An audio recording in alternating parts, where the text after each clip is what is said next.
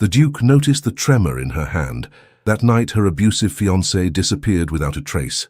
The clock struck 4 as the silver spoon slipped from Lyra Sendrick's fingers, landing upon the porcelain saucer with a crystalline chime that seemed to suspend time itself. The Duke of Verulin's gaze, sharp as winter frost, noted the unmistakable tremor in her delicate hand, a flutter, like that of a wounded bird attempting flight. Amber tea spilled across immaculate linen, spreading like a confession neither invited nor contained. "My sincerest apologies, Your Grace," Lyra whispered, her voice scarcely disturbing the air between them. "How terribly clumsy of me." The Duke observed her, truly observed as few ever did, the slight discoloration peeking from beneath her sleeve, the manner in which she held herself, as though her ribs harbored secret fractures. Most telling was the fear that flickered across her countenance when the clock announced the hour. Someone would be expecting her return, and tardiness would have its consequence. "Think nothing of it, Miss Sendrick," replied the Duke, his deep voice gentle as he motioned for a servant to attend the small catastrophe. "The finest china in England is but a trifle compared to the pleasure of your company." In the grand drawing-room of Verulan House, afternoon light streamed through tall windows, illuminating dust motes that danced like memories of happier times. Lady Harwick, seated nearby with her permanent air of dissatisfaction, leaned forward with theatrical dismay. "My dear girl," she proclaimed, "one might think you had never taken tea in proper society before. Your mother, God rest her soul, would be positively mortified." Lyra's complexion paled further, if such were possible. "Forgive me, Lady Harwick. I assure you my education was most thorough despite my mother's untimely departure." The Duke's eyes narrowed imperceptibly. "Lady Harwick, I find the violins from Vienna have arrived. Perhaps you might favor us with your opinion on their tone. I believe you once mentioned an exceptional ear for such matters." The venerable matron, unable to resist such flattery, rose with surprising agility and allowed herself to be escorted to the adjacent music room by an obliging footman. Left momentarily without surveillance, the Duke leaned forward, his voice lowered to a confidential murmur. "Tell me, Miss Sendrick, does Lord Vale care for music?" Lyra's startled gaze met his. "My fiancé appreciates all that is refined, Your Grace. Yet I wonder," continued the Duke, "if he appreciates the most refined creation of all, the gentle heart of a woman worthy of protection rather than possession." Her eyes widened, fingers clutching her napkin with such force that her knuckles blanched. I do not understand your meaning, sir." "I believe you do." The Duke's gaze fell deliberately to her wrist, where the sleeve had shifted, revealing the shadow of bruises like fallen petals against snow. "There are some matters that even the most fashionable of gloves cannot conceal, Miss Sendrick." A solitary tear threatened at the corner of her eye, quickly banished by the bat of dark lashes. "Your Grace is mistaken. I merely fell, perhaps against a hand conveniently shaped like fingers." His words were gentle, though their implications struck with precision. The mantel clock chimed the quarter hour, and Lyra started like a frightened doe. "I must return. Lord Vale expects punctuality above all virtues. And what virtues does he practice in return?" The Duke rose, towering and dignified. "Miss Sendrick, should you ever require sanctuary, Verulan House stands open, day or night." She gathered her reticule with trembling fingers. "You are most kind, but my circumstances are not as you perceive. Lord Vale is highly regarded throughout London, as are many men who reserve their true nature for private hours," replied the Duke. "Remember my offer. No questions asked, no explanations required." The Duke watched from the window as her carriage departed, wheels turning beneath gathering evening fog. His steward, Hollins, materialized at his shoulder with the silent efficiency of 30 years' service. "Your Grace seems troubled," observed the servant. "I am, Hollins. I have witnessed something unconscionable. Might I inquire as to what course of action Your Grace intends to pursue?" The Duke's expression hardened, his jawline like carved granite beneath silver-streaked beard. "Justice, Hollins, though perhaps not the variety sanctioned by Her Majesty's courts." That evening Lord Erith Vale paced his study, periodically glancing at the ornate timepiece upon his desk. The clock showed 9:30, and still his betrothed had not returned to offer explanation for her afternoon's unauthorized detour to Verulan House. A knock at the door interrupted his brooding. "Enter," he commanded. His manservant appeared, bearing a silver salver with a single sealed letter. "A messenger delivered this with instructions that it reach your hands directly, my lord." Vale snatched the missive, breaking the blood-red wax seal bearing the Duke of Verulan's crest. His eyes narrowed as he read, then widened in disbelief. "Ready my carriage," he demanded, crumpling the letter in his fist. "Immediately. At this hour, sir. With the fog so thick. Did I stutter, man? The carriage. Now." As Lord Vale's carriage disappeared into London's impenetrable mist, the Duke of Verulam stood before his fire, feeding a single glove, left behind by Miss Sendrick, to the hungry flames. The tremor in her hand had told him everything her lips could not. And by morning, the mystery of Lord Vale's sudden disappearance would be the only tremor left to consider. Dawn broke over London like a hesitant apology, weak sunlight struggling through persistent fog. Miss Lyra Sendrick sat motionless at her bedroom window, observing the street below with the caution of prey sensing a predator's absence. The expected reckoning with Lord Vale had not materialized. Indeed, he had not returned at all. The housekeeper's knock startled her from contemplation. "Enter," Lyra called, hastily arranging her features into their customary mask of calm submission. Mrs. Winters, grey-haired and perpetually displeased, surveyed the room with practiced efficiency. "Begging your pardon, miss, but there's considerable disturbance below stairs. Lord Vale's man reports his master never returned last night." Lyra's hand fluttered to her throat. Perhaps he was detained by business. "Without sending word? Most irregular, if I may be so bold." Mrs. Winters's lips thinned with disapproval. "Furthermore, there's a gentleman caller requesting your presence, though the hour is most inappropriate for receiving visitors." "A gentleman? Who would call at such an hour?" "The Duke of Verulam, miss. He insists the matter cannot wait." The name sent a curious shiver down Lyra's spine. Not of fear, but something altogether different. "Please inform His Grace I shall join him presently." Moments later, Lyra descended the staircase, having hastily attired herself in a morning dress of lavender muslin. The Duke stood by the drawing-room window, a commanding silhouette against grey morning light, his formal attire suggesting he had not yet retired from the previous evening's activities. "Your Grace," she curtsied, painfully aware of her inadequate preparation for receiving such an illustrious visitor. "This is unexpected." "Miss Sendrick," the Duke bowed, his expression grave yet oddly gentle. "Forgive the intrusion. I come with news that could not await conventional visiting hours." "News?" Her fingers instinctively sought the ribbon at her throat, twisting it anxiously. "Concerning Lord Vale." The Duke gestured toward the settee. "Please sit. What I must convey may prove distressing." Lyra obeyed, arranging her skirts with mechanical precision. "Has something befallen my fiancé?" "That is precisely what remains unknown." The Duke seated himself opposite her, maintaining a respectful distance. Lord Vale's carriage was discovered abandoned near Blackfriars Bridge at dawn, the horses still in harness, but no sign of the man himself. A peculiar stillness overtook Lyra's features. "And the driver?"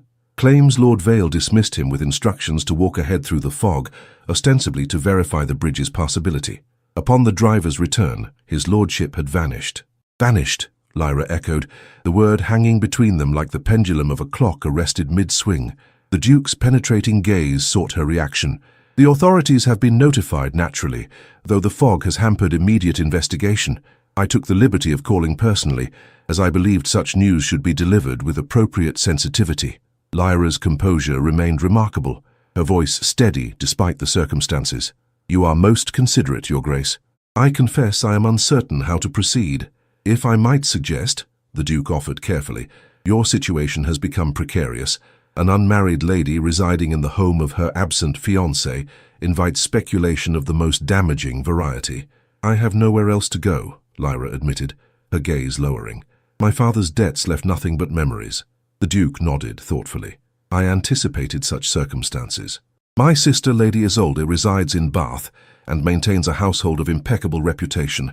She would welcome your companionship during this difficult period. You propose I simply depart? What if Lord Vale returns? Then you shall be informed immediately." The Duke's tone brooked no argument. "However, Miss Sendrick, might I speak plainly?" Lyra's chin lifted slightly. "Please do. The marks upon your wrist tell a story at odds with Lord Vale's public persona. Should he return, would you truly wish to be here alone and unprotected?" Colour flared briefly in her pale cheeks. "You presume much, Your Grace." "I observe much," he corrected gently, "and what I observe compels me to offer assistance." A tense silence stretched between them, broken only by the distant ticking of the hall clock. Finally, Lyra's shoulders straightened almost imperceptibly. "When might I depart for Bath?" she asked, her voice barely above a whisper.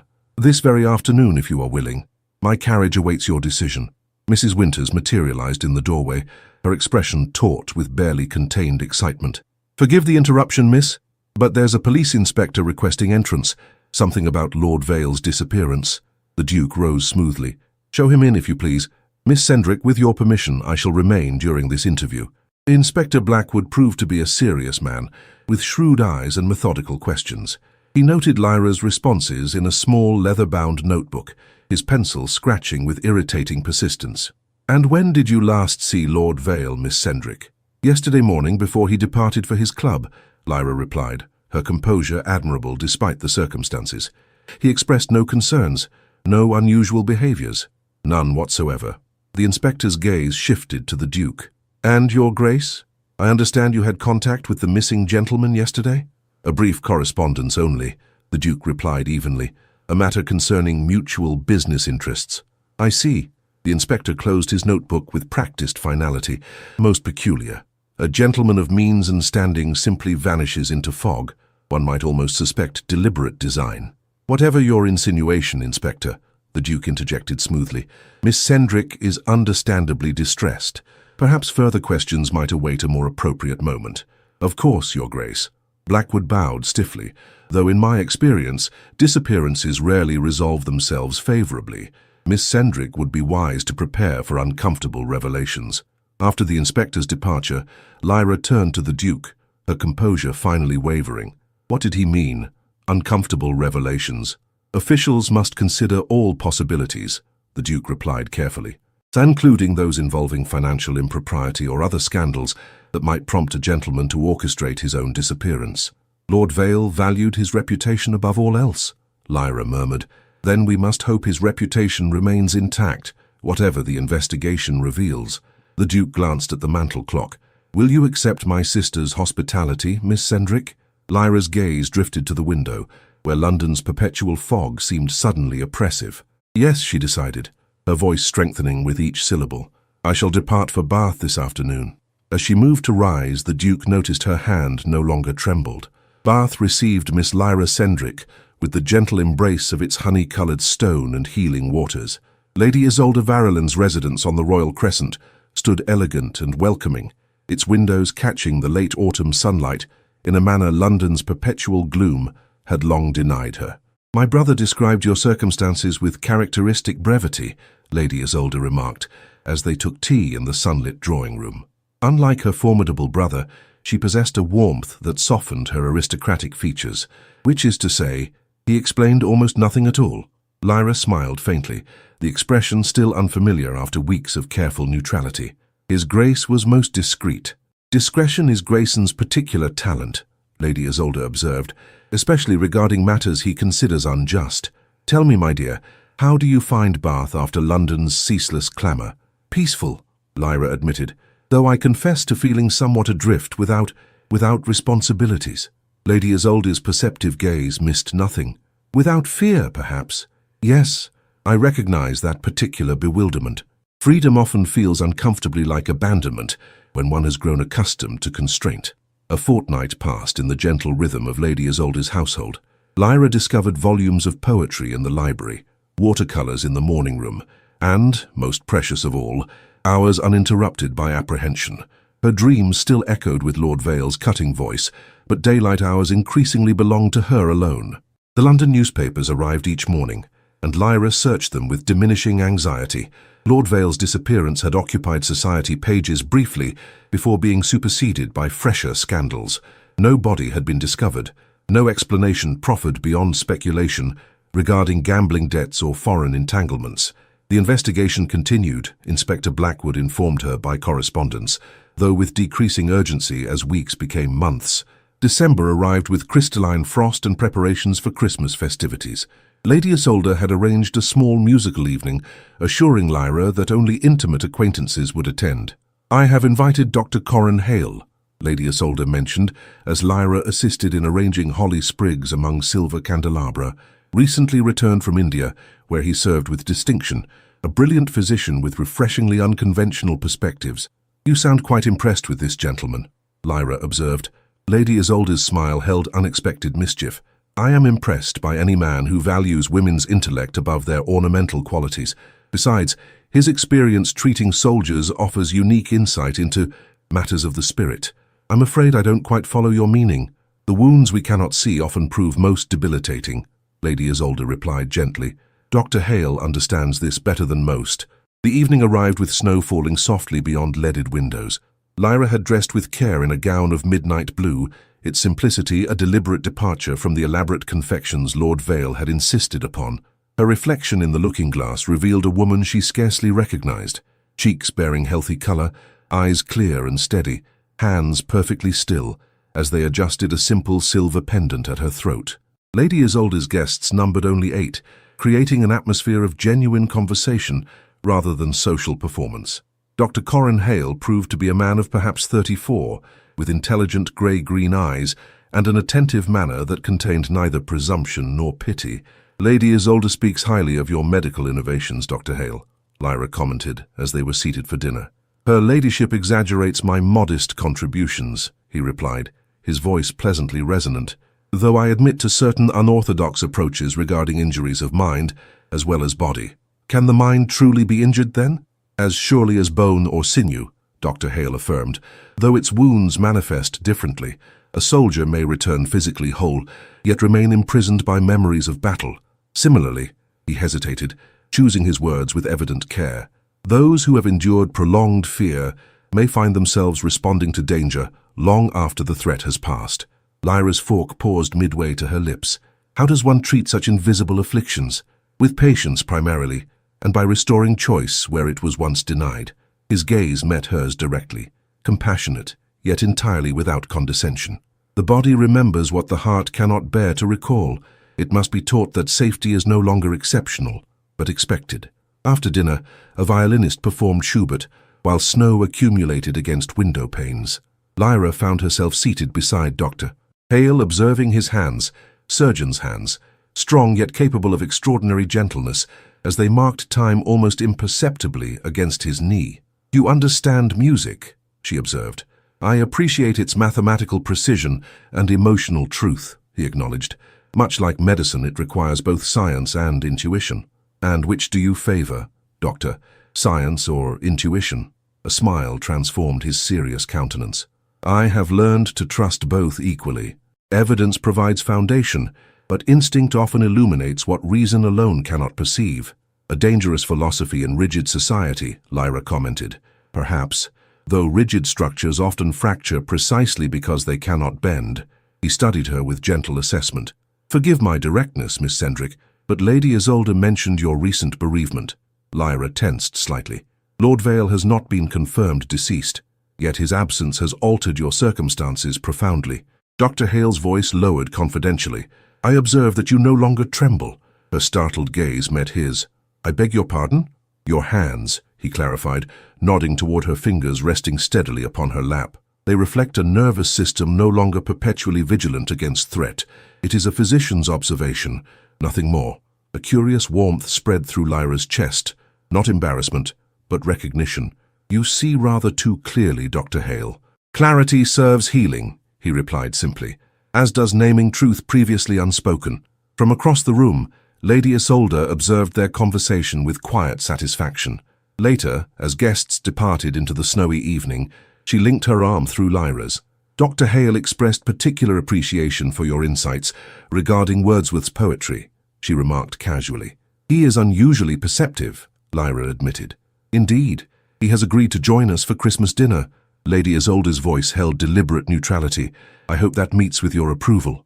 For the first time in memory, Lyra felt her lips curve into a genuine smile, not the careful approximation she had perfected to placate Lord Vale, but an expression born of authentic pleasure. I should like that very much, she replied. That night Lyra stood at her bedroom window, watching moonlight transform snow into scattered diamonds. For the first time since the Duke had noticed the tremor in her hand, that fateful afternoon that had altered everything, she allowed herself to contemplate a future unshackled from fear. Somewhere in London, the mystery of Lord Vale's disappearance remained unsolved. Yet here in Bath, with each passing day, his power over her diminished like footprints gradually obscured by falling snow. Christmas at Lady Isolde's residence passed with unprecedented warmth and simplicity. Lyra discovered joy in small pleasures, holly berries glistening like rubies, carols sung around the pianoforte, and conversations unburdened by calculation. Dr. Hale joined them frequently, his presence bringing a comfortable equilibrium to their small circle.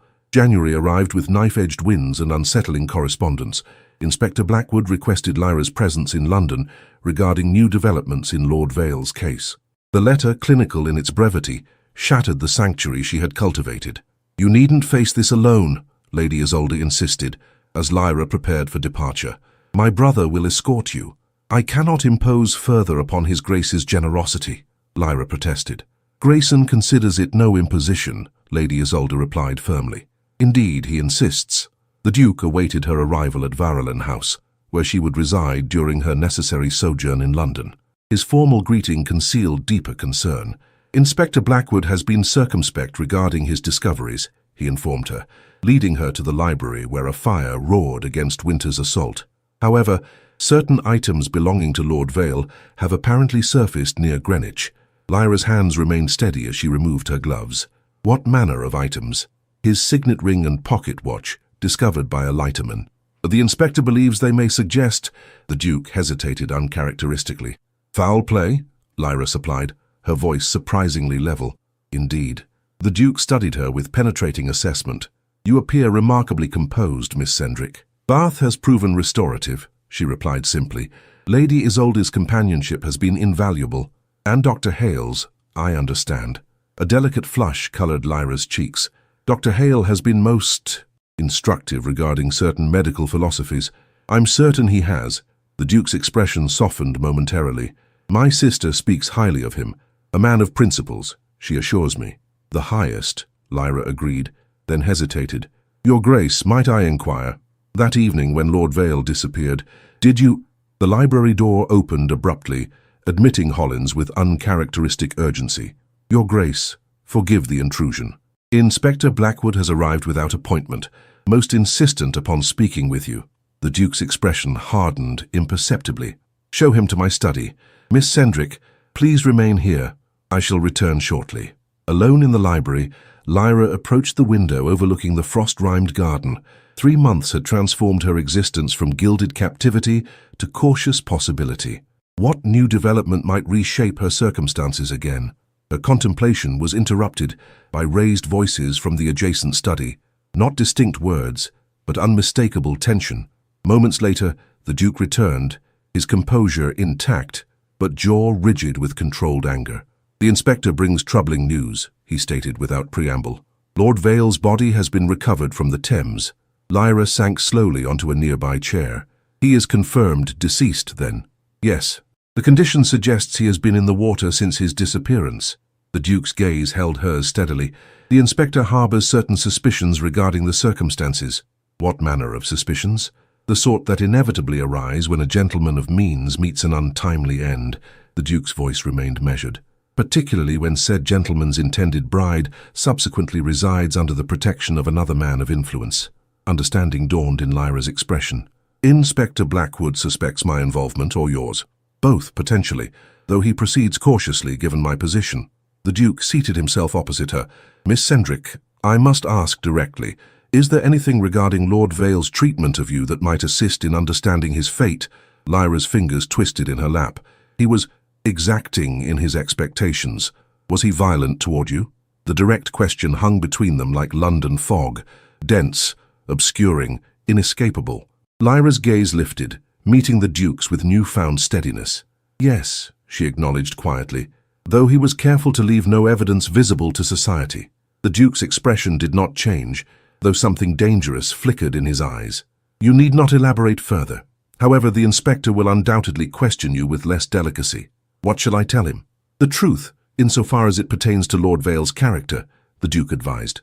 "Though perhaps not your private sufferings, society rarely extends sympathy to victims, particularly when the perpetrator can no longer defend himself." The following morning brought Inspector Blackwood to Verulam House for Lyra's official interview. The Duke insisted on remaining present, a silent bulwark against prosecutorial zeal. "Lord Vale's body shows evidence of blunt trauma," Blackwood stated without preamble, observing Lyra's reaction. "Potentially consistent with an attack before entering the water." "How terrible," Lyra replied, her composure remarkable. "Indeed." particularly as certain rumours have reached my attention regarding his lordship's temperament." Blackwood's shrewd gaze assessed her. "Servants talk, Miss Sendrick, even those bound to discretion." "I'm afraid I don't understand your implication, Inspector." "Don't you?" Blackwood leaned forward slightly. "A cruel fiancé, a suffering bride-to-be, a powerful protector with military experience. The narrative practically writes itself." The Duke's voice cut through the tension like a cavalry sabre. "You overstep, Inspector. Miss Sendrick has cooperated fully with your inquiry despite her bereavement. Unless you intend to make formal accusations, this interview is concluded." Blackwood's lips compressed with frustration.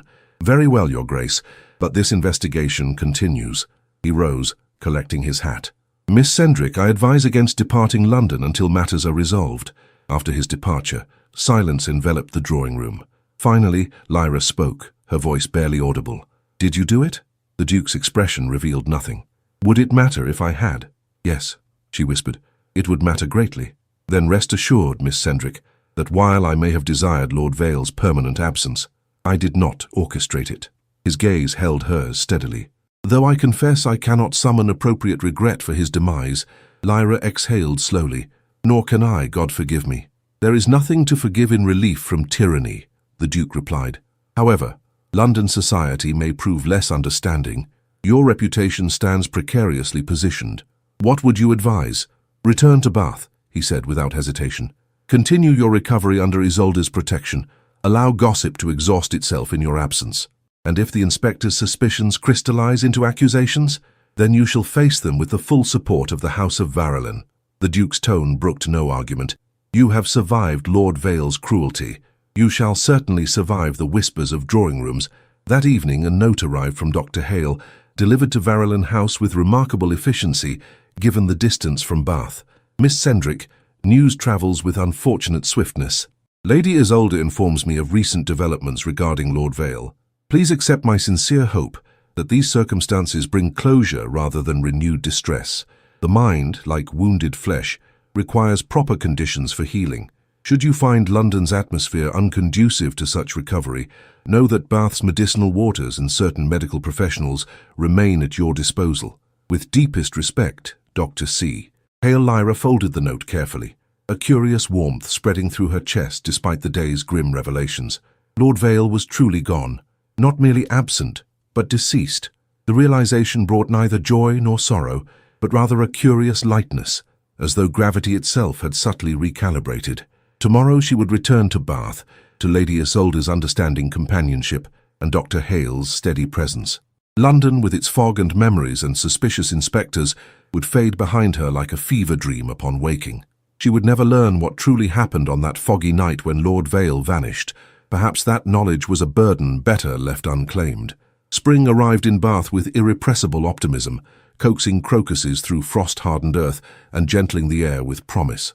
3 months had passed since Lord Vale's body was recovered, and while Inspector Blackwood continued his inquiries with dogged persistence, no formal accusations had materialized. Lyra had flourished in this interlude of uncertain freedom. Under Lady Isolde's guidance, she cultivated accomplishments long neglected: watercolor landscapes, botanical studies, and musical compositions that reflected her gradually unfurling spirit. Dr. Hale remained a steadfast presence, his visits evolving from medical consultation to intellectual companionship. "You've composed another sonata," he observed one afternoon, discovering her at the pianoforte. "May I?" Lyra surrendered the handwritten notation, watching as his surgeon's fingers traced her musical phrases. "It remains unfinished." Like all worthwhile endeavors, he studied the composition with genuine appreciation. "The transition here," his finger indicated a particular measure, "suggests resolution approaching yet deliberately withheld." "You've discerned my precise intention," Lyra acknowledged, surprised by his perception. "Music and medicine share fundamental patterns," Dr. Hale replied. "Both require recognizing the significance of pauses between notes or breaths between heartbeats." His gaze met hers with characteristic directness. "Your composition reveals healing progressing precisely as it should, neither rushed nor artificially constrained."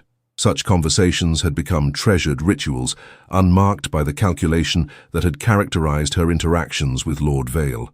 Dr. Hale neither demanded nor presumed. He simply observed with professional clarity and personal warmth. Lady Isolde, watching their friendship develop, maintained tactful silence, though her approving glances spoke volumes. On this particular afternoon, however, her expression as she entered the music room conveyed disquiet rather than satisfaction. "A letter from Grayson," she announced, holding correspondence bearing the Duke's distinctive seal. "Inspector Blackwood has requested your return to London, Lyra. Apparently new evidence has emerged." Dr. Hale's posture straightened with immediate concern. "What manner of evidence?" "My brother provides no details," Lady Isolde replied, though he emphasizes the importance of compliance to avoid appearance of impropriety. Lyra's fingers stilled upon the pianoforte keys. "When must I depart?" "Tomorrow, ideally." Lady Isolde hesitated uncharacteristically. "Grayson suggests you might benefit from additional support during this interview." "I shall accompany you," Dr. Hale stated without preamble, then immediately tempered his declaration. "That is, if you would find my presence beneficial rather than intrusive." The unexpected offer rendered Lyra momentarily speechless. Lord Vale would have insisted upon accompanying her, demanding her gratitude while asserting his authority. Dr. Hale simply offered support, requiring nothing in return. "I would be most grateful," she replied finally, "though I hesitate to inconvenience you." "There is no inconvenience in assisting a friend," he responded simply, the word friend carrying weight beyond its syllables. The journey to London proceeded with surprising swiftness, spring countryside blurring past carriage windows. Dr. Hale maintained respectful distance despite their confinement, occupying himself with medical journals while remaining attentive to Lyra's comfort. "You seem remarkably composed," he observed as London's outskirts approached, grey and imposing after Bath's golden serenity. "Composure was Lord Vale's foremost requirement," Lyra replied, then immediately regretted the admission. Dr. Hale's expression revealed neither pity nor judgment. Survival often demands adaptation to unreasonable expectations. The remarkable achievement lies in reclaiming authentic responses afterward. "Have I accomplished such reclamation?" "Increasingly," he affirmed with gentle certainty, though recovery follows no prescribed timeline. The Duke awaited their arrival at Verulam House, his aristocratic features betraying subtle relief at Dr. Hale's presence. After customary greetings, he led them to the library, where privacy facilitated candid discussion. "Inspector Blackwood has obtained Lord Vale's personal correspondence," he informed them without preamble, including certain letters suggesting financial entanglements with unsavory characters. "What relevance has this to his demise?" Lyra inquired. "Potentially significant relevance," the Duke replied. "These associates were not gentlemen who tolerated unpaid debts or broken promises." Dr. Hale leaned forward slightly. "You suggest Lord Vale's death resulted from dishonorable business rather than personal enmity." "The inspector now pursues that likelihood," the Duke confirmed. "However, Miss Sendrick's testimony regarding Lord Vale's character and associations remains crucial to establishing this narrative conclusively."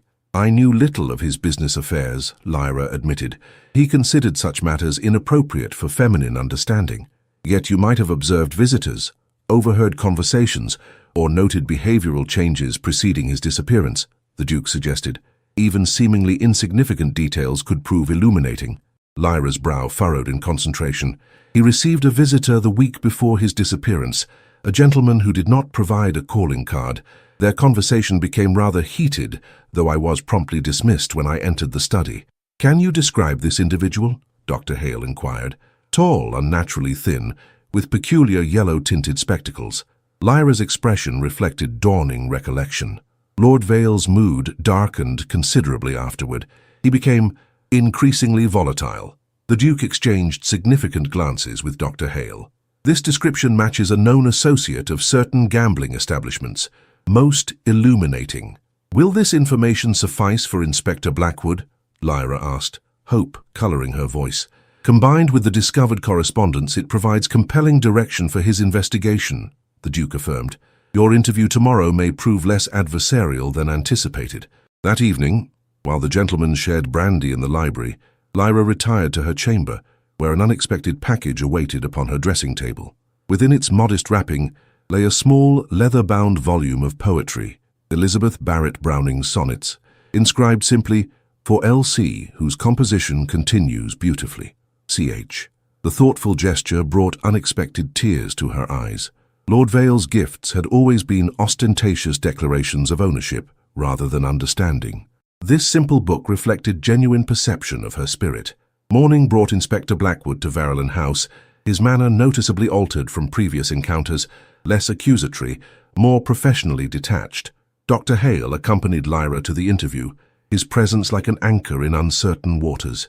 "Miss Sendrick," Blackwood began, consulting his notes, "I understand Lord Vale received a visitor shortly before his disappearance. A gentleman with distinctive spectacles?" Lyra recounted her observation in precise detail, noting the inspector's evident interest. Further questions followed regarding Lord Vale's habits, acquaintances, and behavior changes during their engagement. "He became increasingly concerned with appearances," she explained carefully. "Both social standing and financial display seemed to consume his attention, particularly in recent months." "Did he ever mention specific debts or obligations?" "Not explicitly. However, I once discovered him examining property deeds with unusual distress." The inspector's pencil scratched rapidly across his notebook. "Most informative, Miss Sendrick. Your observations correspond with evidence recently uncovered. Does this suggest alternative circumstances surrounding Lord Vale's death?" Dr. Hale inquired, his voice professionally neutral despite his evident concern for Lyra. "The investigation pursues multiple avenues," Blackwood replied diplomatically.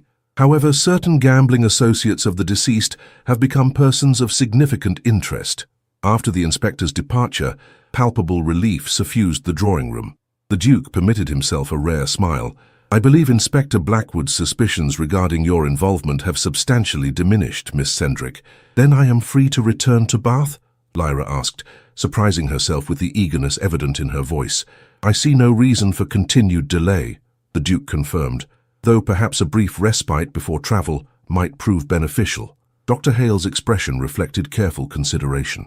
"If I might suggest, the botanical gardens at Kew have begun their spring display. Scientific observation suggests natural beauty provides restorative benefits following periods of tension." "What a remarkably prescient recommendation," the Duke commented with the barest suggestion of amusement. "I believe my carriage could be made available for such an excursion." The following afternoon found Lyra and Dr. Hale strolling among Kew's magnificent glasshouses, surrounded by exotic blooms and therapeutic tranquility. For the first time since Lord Vale's spectre had reclaimed her attention, Lyra felt herself fully present in the moment, unencumbered by either memory or anticipation. "You seem lighter," Dr. Hale observed as they paused before a particularly magnificent orchid display. "The weight of suspicion has lifted," she acknowledged, "though I confess to lingering uncertainty regarding my future prospects." "Uncertainty need not equate to instability," he replied thoughtfully. "Perhaps it merely signifies unprecedented freedom to determine your own path." Lyra considered this perspective with growing appreciation. A rather revolutionary concept for a woman of limited means and complicated history. Revolutionary perhaps, but not impossible. Dr. Hale's gaze held hers with earnest intensity, particularly for a woman of extraordinary resilience and unfolding talent. Something unspoken passed between them, a current of possibility neither was quite prepared to articulate. In that suspended moment, surrounded by botanical wonders nurtured to flourish far from their native soil, Lyra recognized her own transplanted existence might similarly thrive under proper care. "Bath has become home," she acknowledged softly. "I am gratified to hear it," Dr. Hale replied, his smile reaching his eyes with warming sincerity. As they continued their promenade, their hands brushed momentarily, an innocent contact that nevertheless sent awareness coursing through Lyra's consciousness. For the first time, she allowed herself to contemplate a future where touch brought comfort rather than apprehension. Lord Vale's shadow was finally beginning to recede, like fog dissipating beneath spring sunshine. Summer arrived in Bath with extraordinary radiance, transforming the honey-colored stone into burnished gold.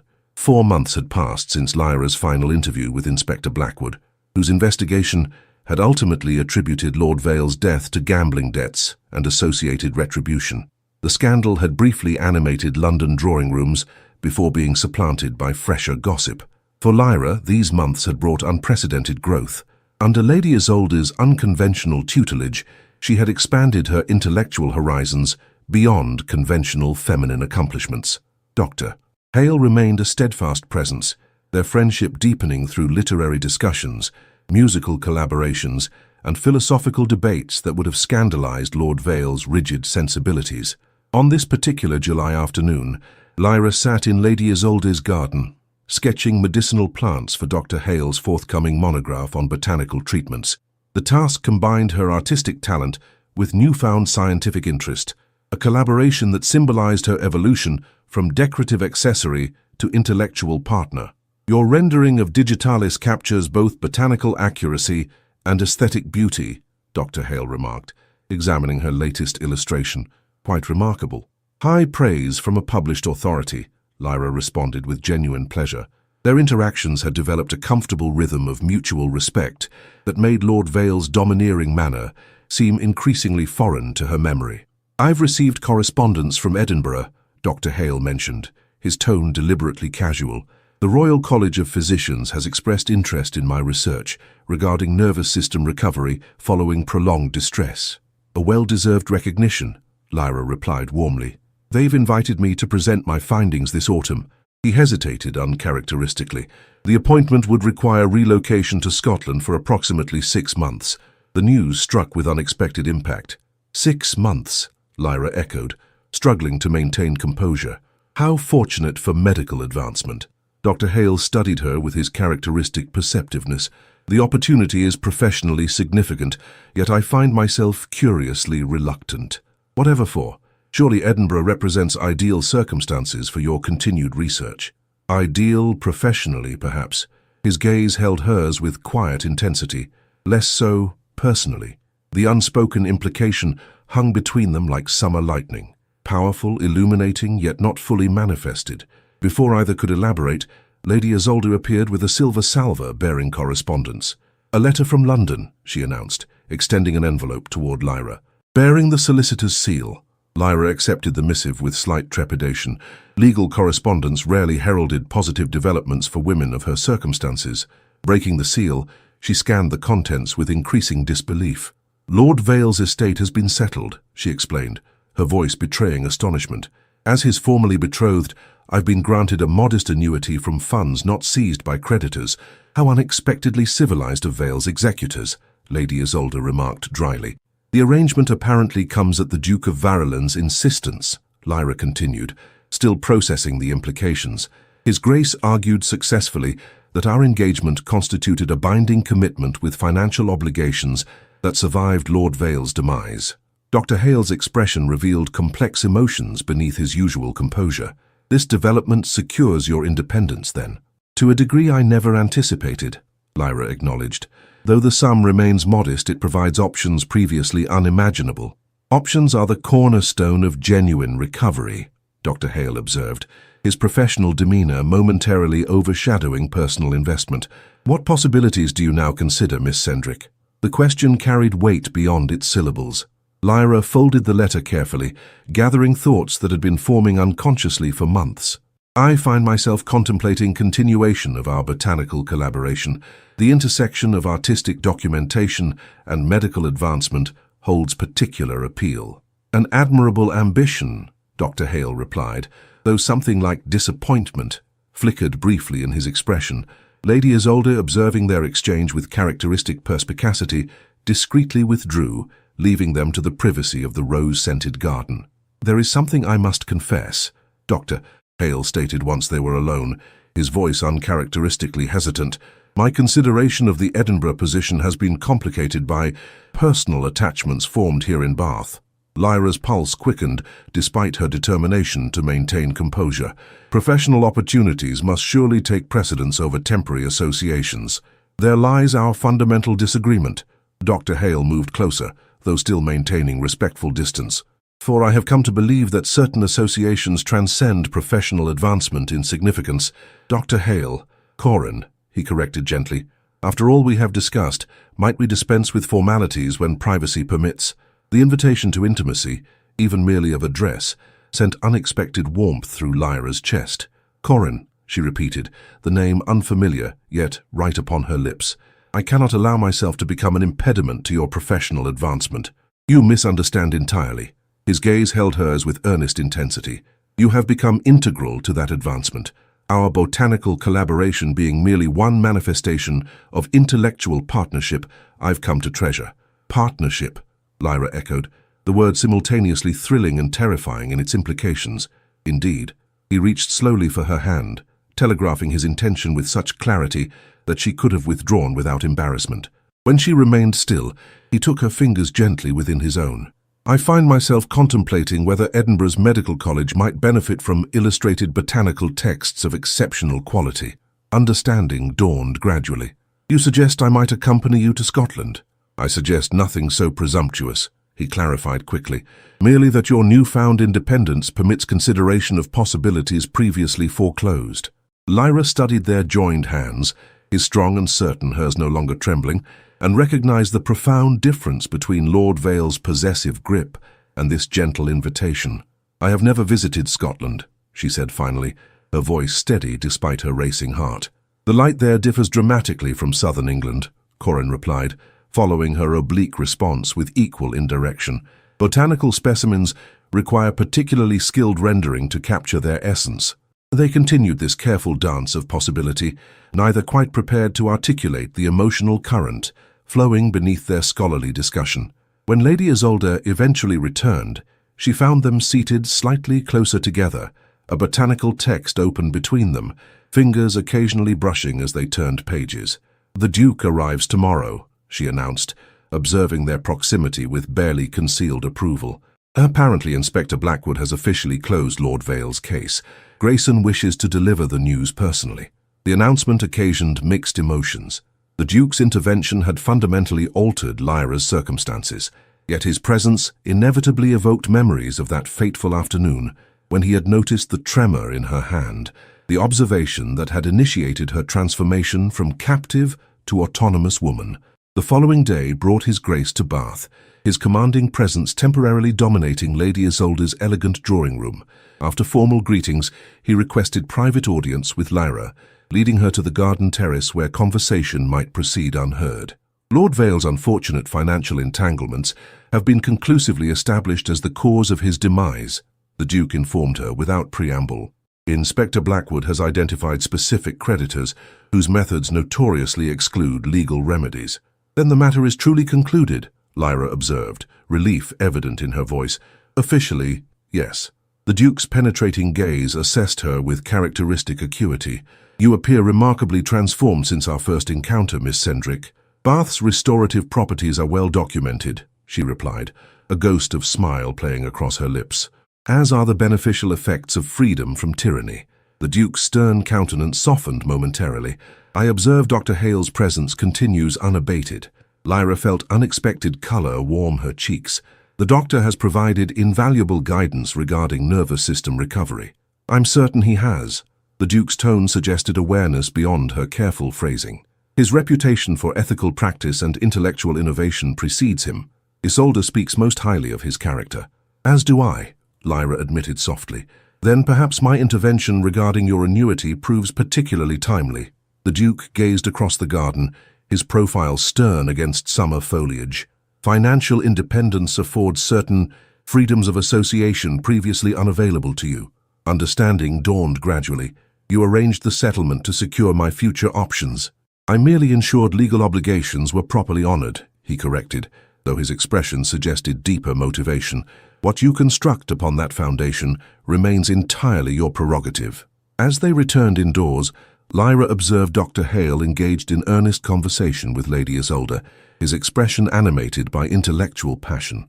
Watching him, she recognized the extraordinary contrast between the man who had terrorized her and the one who had helped her rebuild confidence in her own perceptions. That evening, Lady Isolde arranged an intimate dinner party, with conversation flowing easily among the small gathering. As twilight descended, Corin invited Lyra to observe Jupiter's moons through a telescope positioned on the terrace. The Duke, noting their departure, exchanged knowing glances with his sister. Beneath Bath's velvet sky, stars emerging like silver pinpricks through indigo silk, Corin adjusted the telescope with practiced precision. There, he murmured, guiding Lyra gently. The 4 Galilean moons, evidence that even the most established celestial bodies do not stand in majestic isolation, but exist in complex relationship with smaller companions. Lyra observed the magnificent planetary system, awareness of Corin's proximity heightening her senses. When she straightened, their faces were momentarily aligned in the darkness, breath mingling in the narrow space between them. I have been invited to present my research in Edinburgh, he stated quietly, yet I find myself reluctant to depart without certainty regarding certain relationships recently established. Lyra's heart accelerated beneath her bodice. What manner of certainty would provide necessary reassurance, Dr. Hale? Corin, he reminded gently, then hesitated, uncharacteristically uncertain. Perhaps the knowledge that my return would be anticipated with particular eagerness by someone whose companionship has become essential to my contentment. The carefully constructed sentence contained multitudes beneath its proper surface.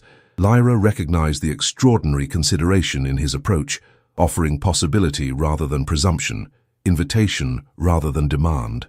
Your return would indeed be eagerly anticipated, she acknowledged softly. Though 6 months represents considerable duration, hope illuminated his expression. Unless, perhaps, our botanical collaboration might continue in Edinburgh? The Royal Botanic Garden offers exceptional specimens worthy of your artistic documentation. The invitation hung between them, professional on its surface, yet carrying profound personal implications. Before Lyra could formulate response, a shooting star blazed briefly across the heavens, its silent passage momentarily capturing their attention. A favorable omen, Corin murmured, his gaze returning to her face with gentle intensity.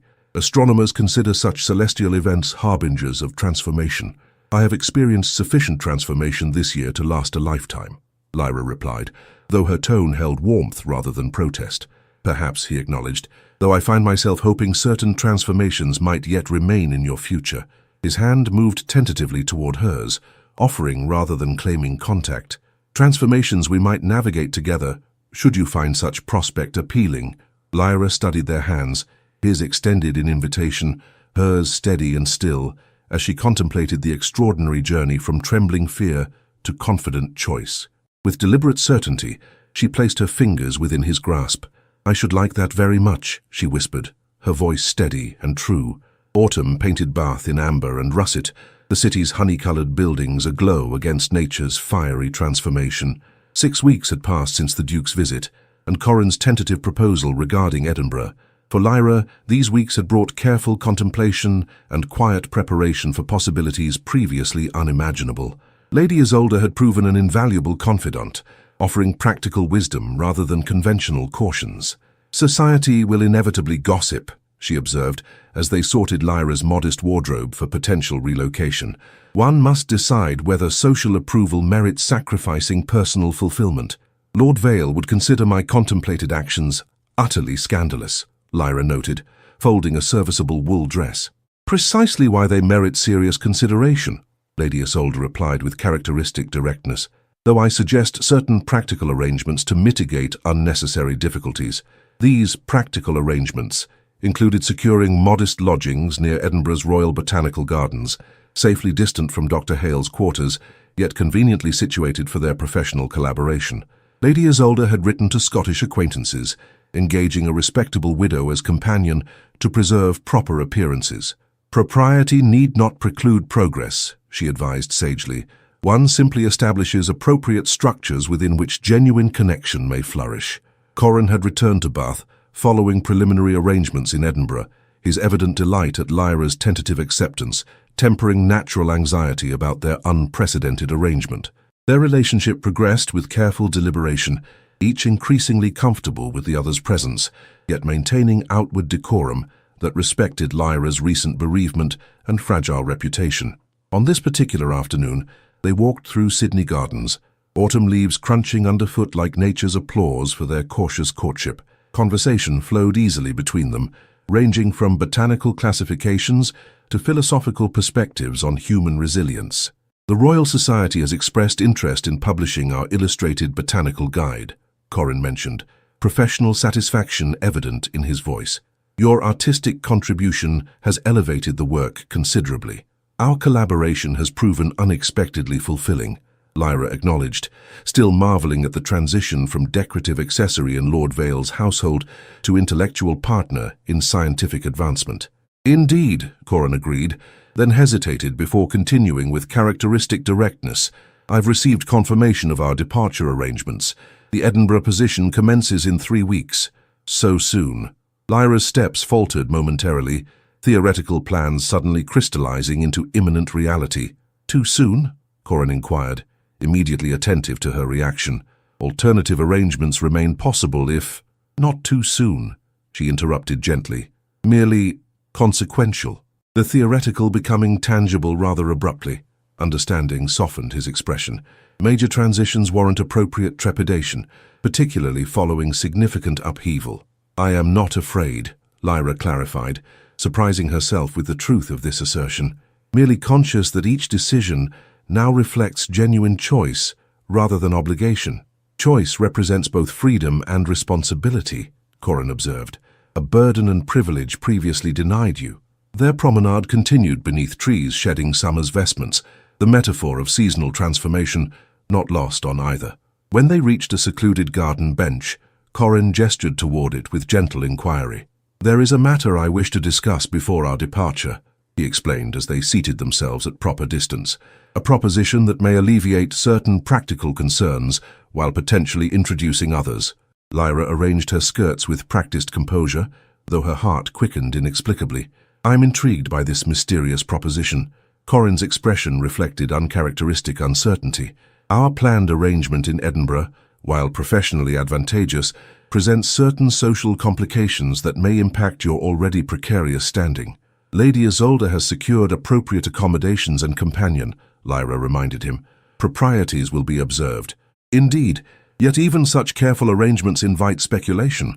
He hesitated, then continued with careful precision. There exists an alternative that would simultaneously silence gossip and formalize our professional partnership. Understanding dawned gradually, accompanied by unexpected warmth spreading across Lyra's chest. Dr. Hale, are you proposing— Marriage, he confirmed, his steady gaze betraying nervous anticipation beneath professional composure. A union founded on mutual respect and intellectual compatibility, without presumption of conventional expectations. The careful phrasing revealed extraordinary consideration for her recent circumstances. Lord Vale had demanded physical submission as his due. Corin explicitly separated legal partnership from such obligations. You suggest marriage as practical arrangement rather than romantic entanglement? Lyra sought clarification, though her racing pulse belied purely pragmatic interest. I suggest foundation upon which various possibilities might develop according to mutual comfort and inclination, he replied with characteristic thoughtfulness. Professional partnership certainly, deeper connection, perhaps should you eventually welcome such development.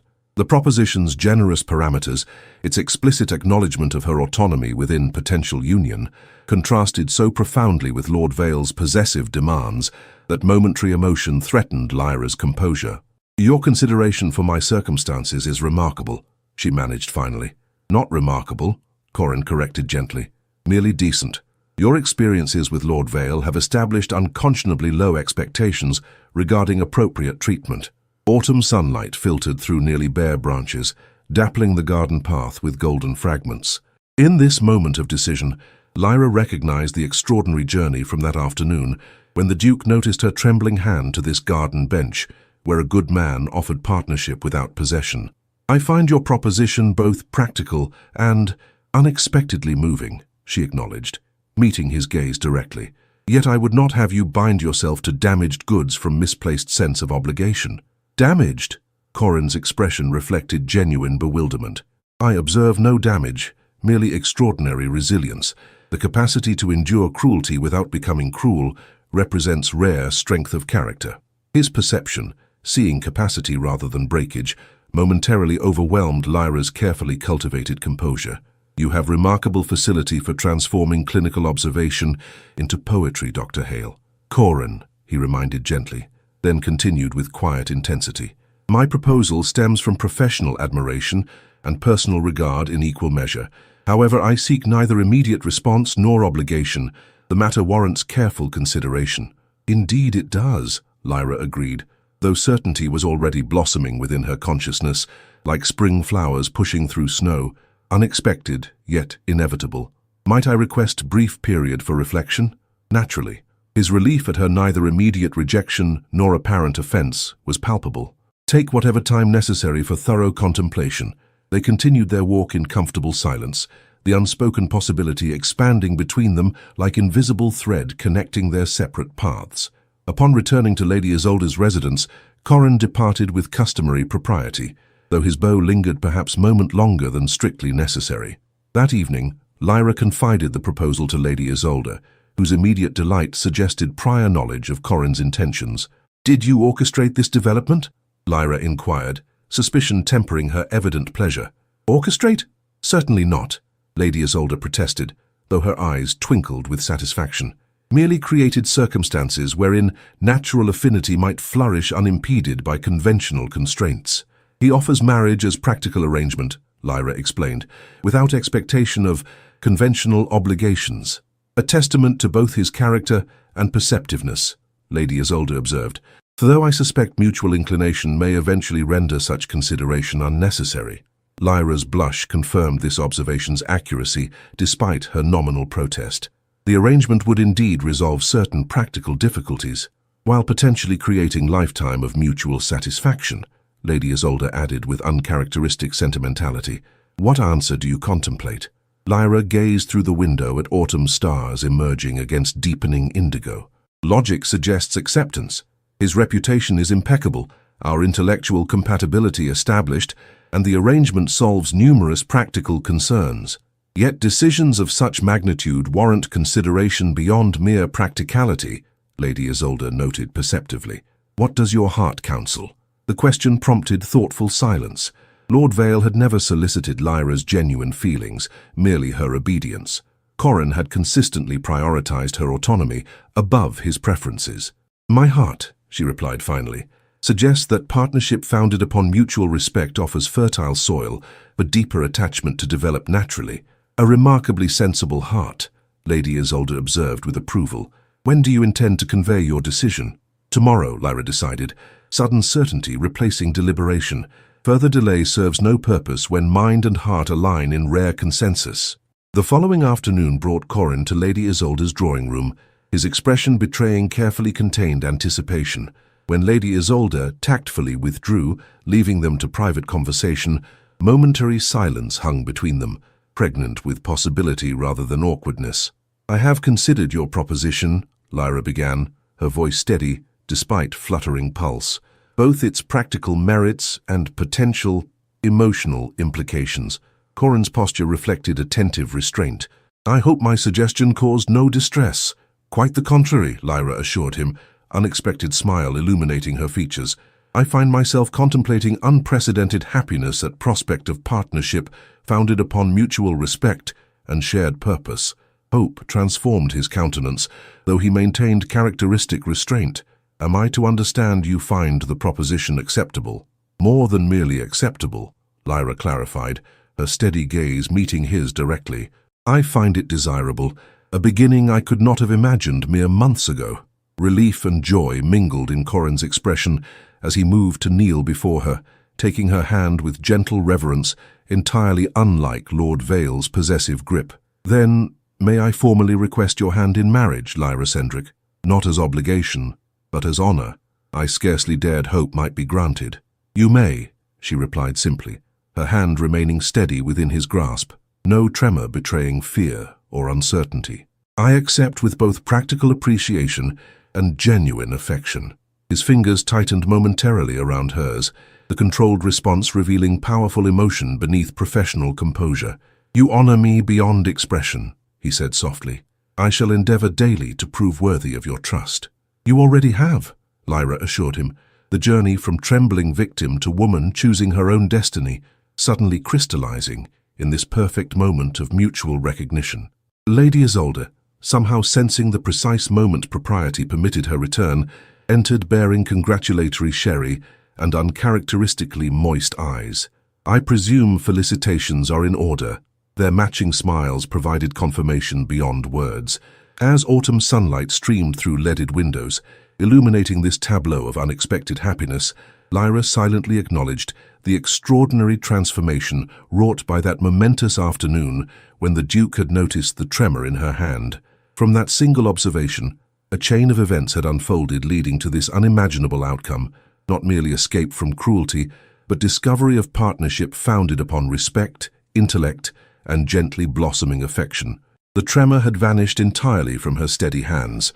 Winter descended upon Bath with unusual severity, transforming the elegant city into crystalline wonderland, where breath hung visible in frigid air and frost etched delicate patterns across window panes. Within Lady Isolde's well-appointed drawing room, however, comfortable warmth prevailed as wedding preparations proceeded with measured efficiency. "Edinburgh's climate will prove considerably more challenging than Bath's," Lady Isolde observed, inspecting woolen undergarments being added to Lyra's trousseau. "Scottish winters demand serious consideration regarding practical comforts. Dr. Hale assures me our accommodations include excellent fireplaces," Lyra replied, still adjusting to the novelty of discussing domestic arrangements with her fiancé. Such mundane consultations represented freedom unimaginable during her engagement to Lord Vale, who had dictated every aspect of their future household without soliciting her preferences. "You continue referring to your intended as Dr. Hale," Lady Isolde noted with characteristic directness. "Perhaps familiarity with his Christian name might prove advantageous before exchanging vows." Lyra's cheeks colored slightly. "Old habits persist, despite changing circumstances. In private moments I have become accustomed to addressing him as Corin." "I should hope so," Lady Isolde replied, with uncharacteristic sentimentality. "Marriage benefits from occasional departures from formality." The wedding was scheduled for December 15th, a modest ceremony in Bath Abbey, with the Duke of Verulam serving as principal witness and Lady Isolde hosting the subsequent breakfast. The limited guest list reflected both Lyra's status as recent widow, though she had never legally married Lord Vale, and the couple's mutual preference for intimacy over spectacle. On this particular morning, 2 weeks before the ceremony, unexpected correspondence arrived bearing London postmark and official seal. Lady Isolde delivered the envelope personally, her expression betraying curiosity regarding its contents.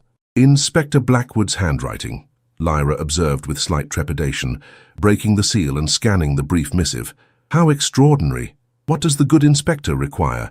Lady Isolde inquired, professional detachment barely concealing evident interest. "He reports resolution of certain administrative matters regarding Lord Vale's estate," Lyra explained, continuing to read with increasing surprise. "Apparently, investigators discovered documentation suggesting Lord Vale had accumulated substantial gambling debts to certain individuals known for enforcing collection through excessive means. Hardly surprising, given what we know of his character," Lady Isolde remarked. The inspector further states that these discoveries conclusively establish motive for foul play unrelated to any other parties. Lyra's expression reflected complex emotions, neither satisfaction nor regret, but contemplative acceptance. "The case is officially closed, with no suspicion attaching to any of Lord Vale's acquaintances." "Excellent news preceding your nuptials," Lady Isolde observed. "The past properly concluded before your future commences." Lyra folded the letter carefully. "I shall inform Corin when he calls this afternoon. Though Lord Vale's fate was never our primary concern, official resolution removes lingering shadow." "Indeed." Lady Isolde hesitated uncharacteristically before continuing with careful neutrality. "Have you and Dr. Hale, Corin, discussed Lord Vale's influence upon your expectations regarding marital relations?" The delicate inquiry brought immediate colour to Lyra's cheeks, though she appreciated the older woman's concern. "We have established understanding that conventional obligations remain subject to mutual inclination rather than presumption." "Most commendable," Lady Isolde approved, though perhaps worth noting that experiences with one man need not define expectations regarding all such encounters.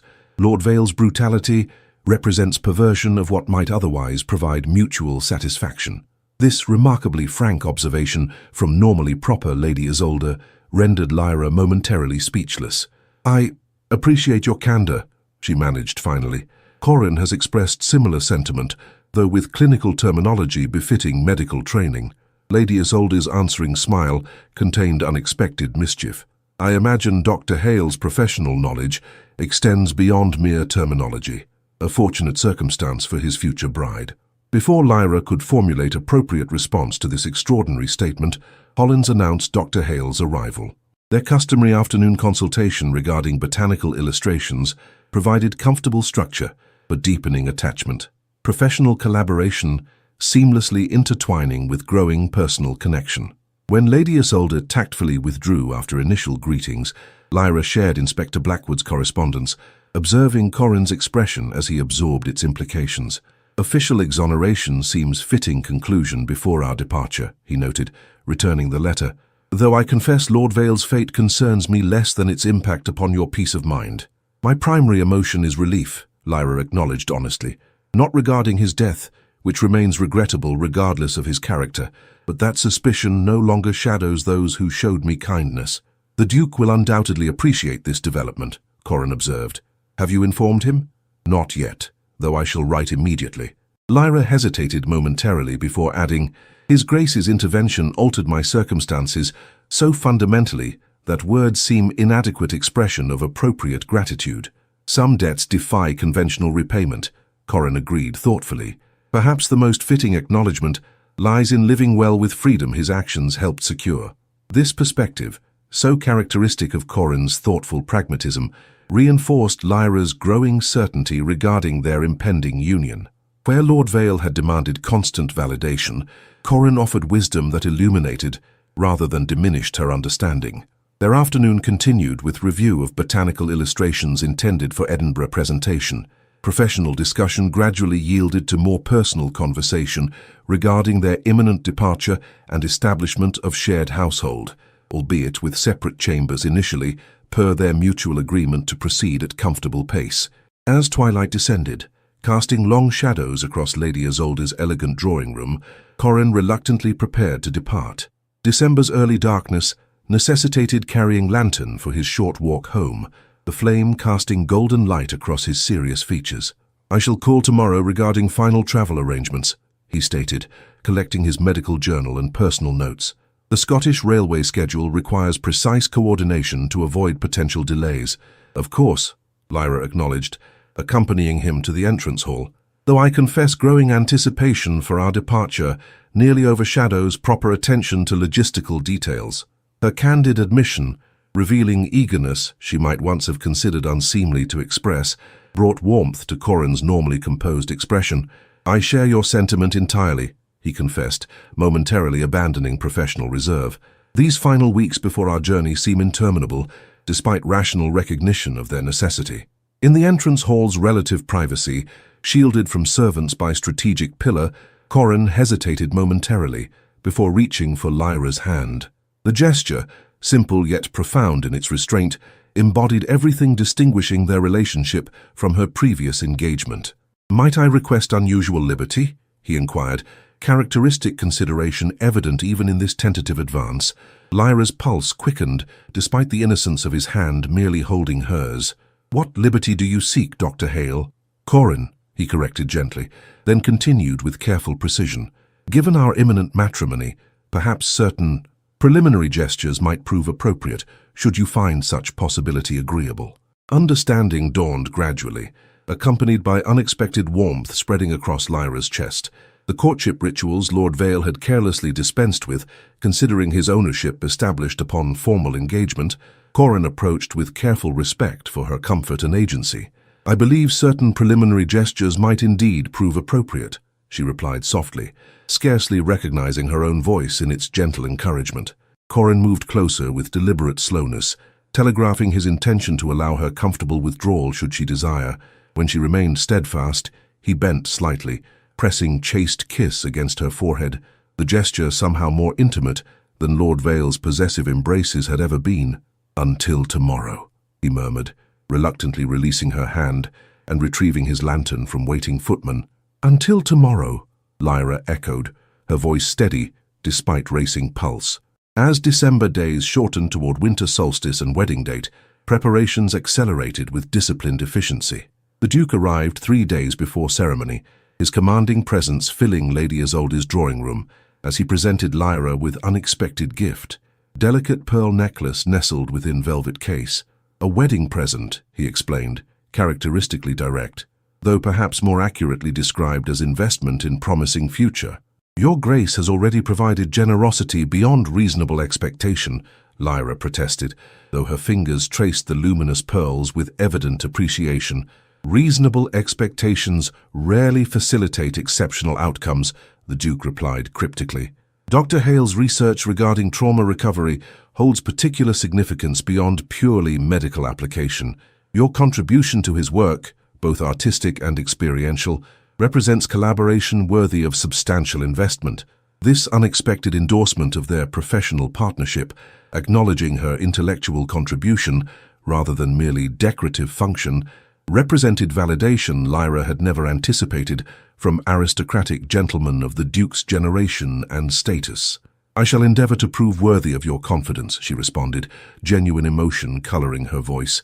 "You already have," the Duke assured her with uncharacteristic warmth. "From trembling captive to autonomous collaborator represents transformation worthy of scholarly documentation itself." On wedding eve, snow descended upon Bath in gentle benediction, transforming the ancient city into crystalline wonderland. Lyra stood at her bedroom window, watching white flakes spiral against darkening sky, their patterns mirroring her circling thoughts. Tomorrow she would exchange vows with man whose gentle strength had shown her possibility beyond survival. Their partnership, founded upon mutual respect rather than ownership, represented future entirely different from fate she had once resigned herself to accepting with Lord Vale. A soft knock interrupted her contemplation. Lady Isolde entered bearing steaming teacup and concerned expression. "Wedding nerves traditionally assail brides on eve of ceremony," she observed, offering the fragrant beverage. "Chamomile soothes without dulling faculties. I experience anticipation rather than anxiety," Lyra admitted, accepting the tea gratefully, though perhaps distinction proves academic regarding physiological response. Lady Isolde seated herself nearby, unexpected tenderness softening her normally pragmatic demeanor. "Your journey this past year defies conventional understanding. From trembling captive to confident bride represents transformation few would have predicted that afternoon, when Grayson first observed Lord Vale's cruelty manifested in your hand. I remain eternally grateful for His Grace's perception and intervention," Lyra acknowledged, "though I confess occasional discomfort regarding Lord Vale's ultimate fate. Fate he likely engineered through his own dishonorable dealings," Lady Isolde reminded her practically. "One need not celebrate another's demise to acknowledge liberation resulting from their absence." This practical perspective, characteristic of Lady Isolde's unsentimental wisdom, provided framework for reconciling complex emotions. As moonlight illuminated snow-covered gardens beyond her window, Lyra recognized the extraordinary distance traveled from that afternoon when the Duke noticed the tremor in her hand to this peaceful eve before her wedding. To man who had taught her, hands could remain steady even when heart raced with emotion rather than fear. Tomorrow she would begin new chapter, not as possession passed from one man to another, but as partner in collaboration, both professional and personal. The tremor had vanished from her steady hands, replaced by strength to build future of her own deliberate choosing. Summer sunshine bathed Edinburgh's Royal Botanic Garden in golden radiance, transforming specimen beds into vibrant tapestry of color and texture. 18 months had passed since Lyra and Corin's modest winter wedding in Bath, their subsequent relocation to Scotland proving merely first step in journey neither could have fully anticipated. Lyra adjusted her drawing board beneath dappled shade of ancient oak, pencil moving with practiced precision as she captured intricate structure of newly discovered orchid specimen. Her botanical illustrations had gained considerable reputation among scientific community, their accuracy and artistic merit enhancing Corin's research publications beyond conventional academic presentations. "Mrs. Hale," called familiar voice, interrupting her concentrated observation. "The Royal Society delegation has arrived earlier than anticipated." Lyra glanced up to find Corin approaching along garden path, his normally serious countenance illuminated by evident excitement. Securing her sketches against gentle breeze, she rose to meet him, their customary professional decorum in public settings maintained despite private intimacy that had developed gradually throughout their marriage. How inconsiderate of distinguished gentlemen to disrupt carefully constructed schedule, she teased gently, gathering her materials with practiced efficiency. "I presume they expect immediate tour of our laboratory facilities." "Indeed, though their primary interest appears centered upon your illustrative techniques," Corin replied, carefully collecting delicate orchid specimens she had been documenting. "Your methodological innovations have attracted considerable attention beyond purely artistic appreciation." This acknowledgement of her scientific contribution, transcending merely decorative function initially anticipated, represented evolution both professional and personal. Their partnership had flourished beyond original parameters, intellectual collaboration expanding to encompass emotional connection neither had fully anticipated during cautious beginnings. As they walked together toward university buildings housing their research facilities, Edinburgh's magnificent architecture rising against cerulean sky, Lyra reflected upon extraordinary transformation these months had wrought. The woman who had once trembled beneath Lord Vale's critical gaze now conducted demonstrations for Royal Society members with steady hands and confident voice, her expertise acknowledged without qualification or patronization. The laboratory they had established represented physical manifestation of their unique partnership. Her artistic precision, complementing his medical innovation in space designed for collaborative creation rather than hierarchical instruction. Botanical specimens lined shelves beside medical texts, watercolor brushes rested alongside surgical instruments, visual documentation enhancing scientific observation in methodology they had jointly developed. "I received correspondence from His Grace this morning," Corin mentioned as they approached university grounds. "He expresses particular interest in our forthcoming publication regarding nervous system restoration following prolonged distress." "The Duke's continuing support remains extraordinary," Lyra observed, momentary shadow crossing her expression as memory surfaced. "Though I sometimes wonder whether his interest stems from scientific curiosity or lingering concern regarding Lord Vale's ultimate fate." Corin's hand briefly touched hers, gentle contact permissible within professional context, yet conveying deeper understanding. "Perhaps both motivations coexist within complex individual. The Duke's perception regarding your circumstances initiated chain of events leading to current happiness. Motivation seems secondary to outcome." This pragmatic perspective, so characteristic of the man she had come to love, reinforced Lyra's appreciation for their marriage, founded upon mutual respect and intellectual compatibility. Where Lord Vale had demanded submission, Corin offered partnership. Where tyranny had produced fear, equality fostered unprecedented joy. "The Duke mentioned potential visit next autumn," Corin continued as they entered University Quadrangle. "Lady Isolde apparently insists upon personally assessing our domestic arrangements, undoubtedly seeking confirmation that her matchmaking efforts yielded appropriate results," Lyra remarked with gentle amusement, recalling Lady Isolde's transparent orchestration of their initial acquaintance. "We shall ensure all evidence supports favorable conclusion." The meaningful glance exchanged between them acknowledged developments Lady Isolde would undoubtedly approve, professional collaboration having blossomed into profound connection encompassing all aspects of their shared life. The separate chambers, initially established out of respectful consideration for Lyra's previous experiences, had gradually become ceremonial distinction rather than practical reality, mutual inclination eventually rendering artificial boundaries unnecessary. Their laboratory space, bright with northern light ideal for botanical documentation, buzzed with unusual activity as Royal Society delegates examined equipment and specimens with scholarly interest. Introductions proceeded with formal correctness, though Lyra noted subtle shift in addressing her as Mrs. Hale, the botanical illustrator, rather than merely Dr. Hale's wife, recognition of her professional identity independent of marital status. The demonstration proceeded smoothly, Lyra explaining innovative techniques she had developed for capturing botanical specimens' essential characteristics while preserving scientific accuracy. Corin provided medical context regarding application to anatomical documentation, their seamless intellectual partnership evident in complementary explanations that neither dominated nor diminished the other's contribution.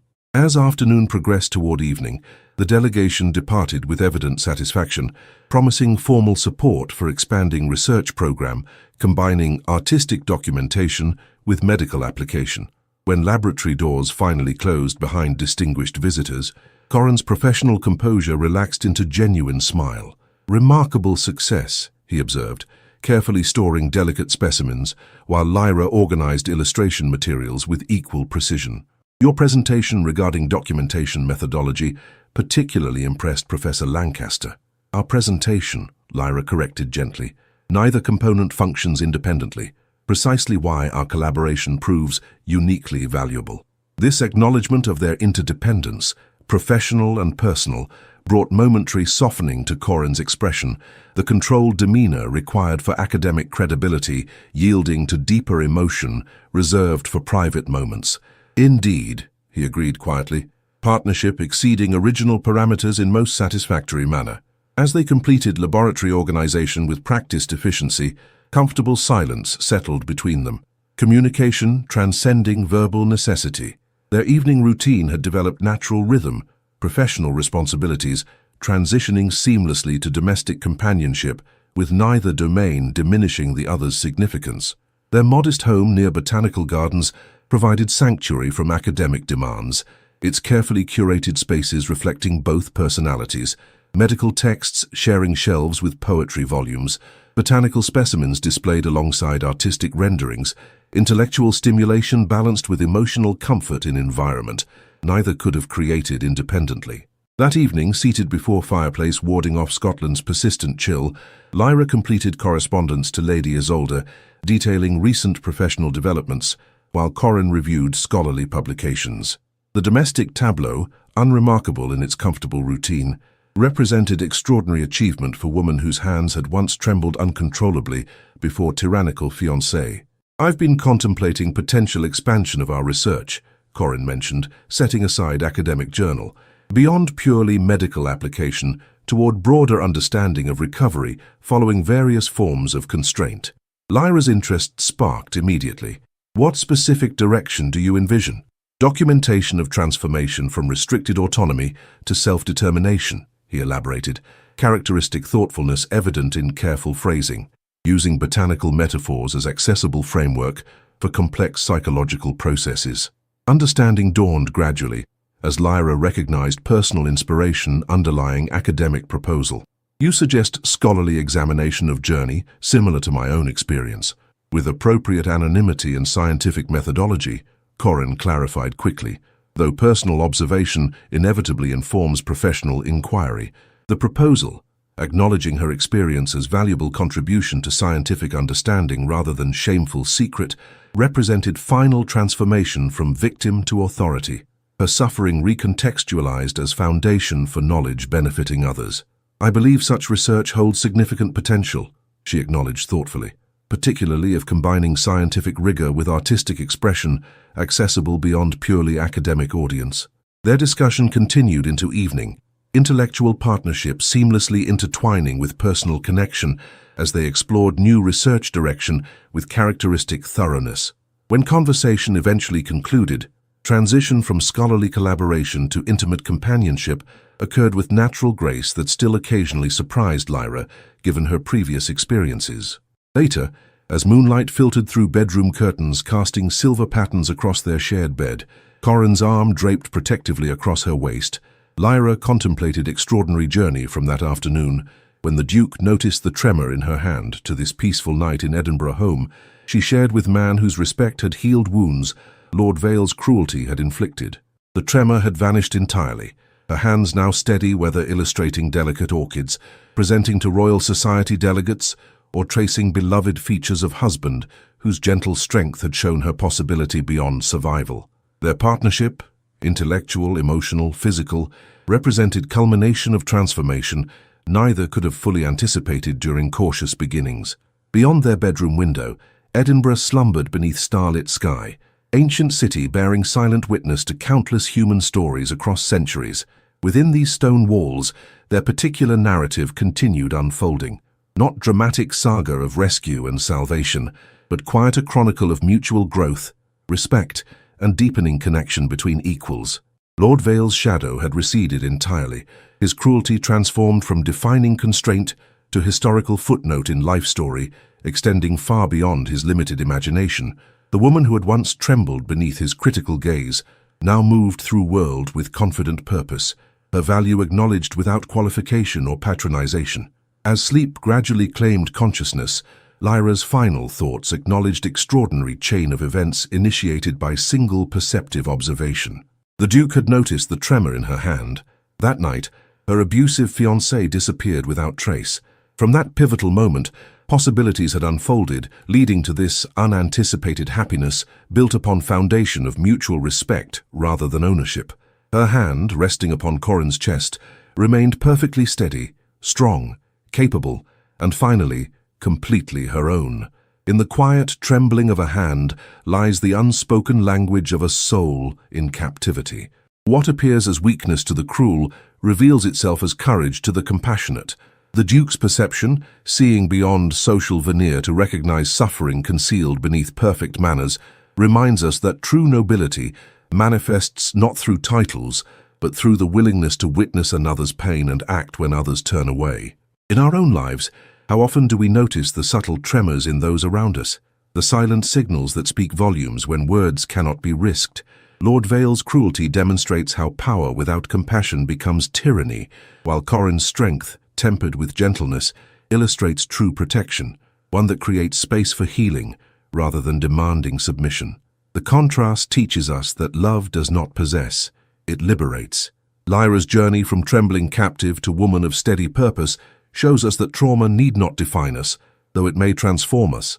Her recovery came not through dramatic rescue alone, but through the patient cultivation of her own agency, choosing, creating, contributing, until her value became self-evident rather than externally bestowed.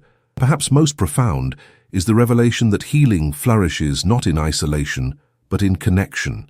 Lady Isolde's practical wisdom, the Duke's protective intervention, and Corin's respectful partnership created the ecosystem where Lyra's wounded spirit could regenerate. We are reminded that freedom from suffering often requires both personal courage and communal support. The hand that no longer trembles has been both strengthened from within and steadied from without. In our modern world, where trembling hands still hide behind perfect smiles, may we cultivate the Duke's perception, Corin's patience, and Lyra's resilience, noticing the unspoken, respecting the wounded, and believing in transformation beyond mere survival. Did this Victorian tale of perception, protection, and healing touch your heart? If you found yourself moved by Lyra's journey from trembling victim to confident woman, please subscribe to continue receiving stories that illuminate the human spirit's remarkable capacity for transformation. Share your thoughts in the comments below. Which character resonated most deeply with you? Have you witnessed or experienced the power of someone noticing what others overlooked? Your reflections may offer comfort to fellow readers on similar journeys from trembling uncertainty to steady purpose. Remember, sometimes the most profound change begins with a single moment of true seeing. When someone notices the tremor in your hand that speaks the truth your voice cannot.